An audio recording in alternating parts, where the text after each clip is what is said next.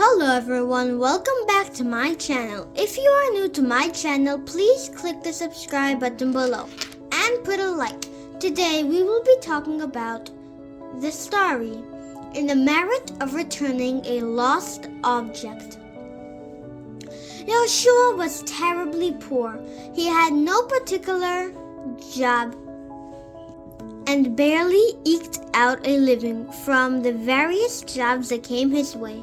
Sometimes he would be hired to work as a porter or as a repairman, and still other times he would peddle goods to sell. He would do whatever he can in order to support his family. Earning a livelihood was very difficult for Yoshua, but he had faith that Hashem will always support him.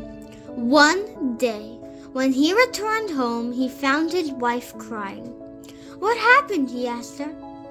"I went to the grocery to buy some food for lunch," said his wife, "but the storekeeper refused to give me anything and said that we owed him a lot of money and he would not prepare to sell us anything until we pay our debt."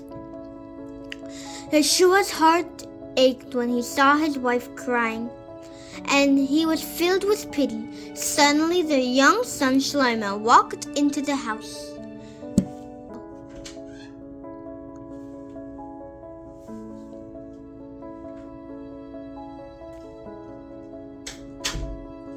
"What are you doing home so early?" Yeshua's wife asked him. "Why aren't you learning in the yeshiva?" "My teacher, Reb Chaim, told me to go home because we have not paid Chidushim for a long time," explained little Shmuel to his distressed parents. Yoshua was broken-hearted. "Master of the universe," he whispered, "please provide me with a decent livelihood for the sake of my young children so that we can raise them respectfully as God-fearing Jews." "Umain, so be his will," answered his wife when she heard his heartfelt. All of a sudden, loud cries were heard. "Fire! Fire! There's a fire!" A fire had broken out in the town, and the houses, which were all built from wood, were burning. Everyone tried to salvage what they could: silverware, dishes, furniture, and clothing. Many, however, barely managed to save themselves. The next day was Friday. The Jews of the town made arrangements to spend the Shabbos in the homes that were not burnt in the fire. It was about an hour before Shabbos, and Yehoshua was heading towards his house, which had not been burnt in the fire. He wanted to return home feeling calm and relaxed, and was trying not to think of his worries. Suddenly, his foot kicked something on the ground. He looked down and saw that it was a large wallet. He picked it up and looked inside. Yoshua gasped. There was a huge sum of money in the wallet, 300 rubles, and a bunch of papers and documents. "Wow! What wealth has fallen into my hands," he thought, still stunned by what he had found. "An end to poverty.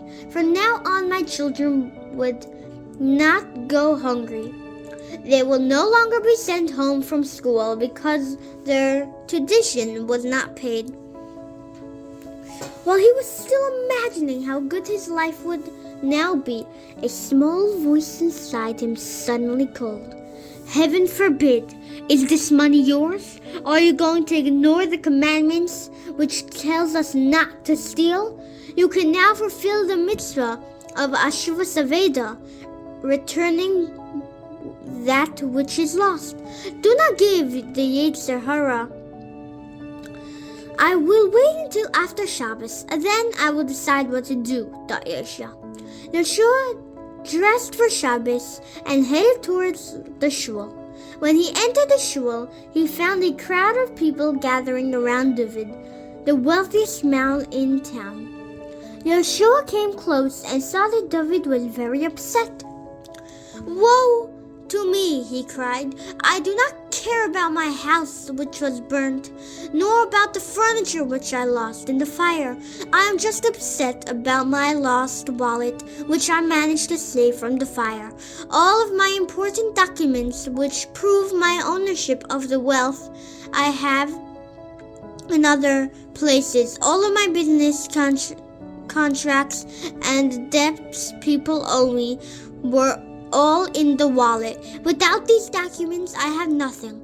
I have become a pauper overnight, David cried bitterly.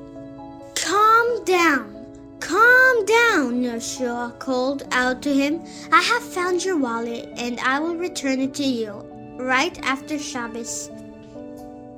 The wealthy David was so relieved and overjoyed. He hugged Yeshua and thanked him very much.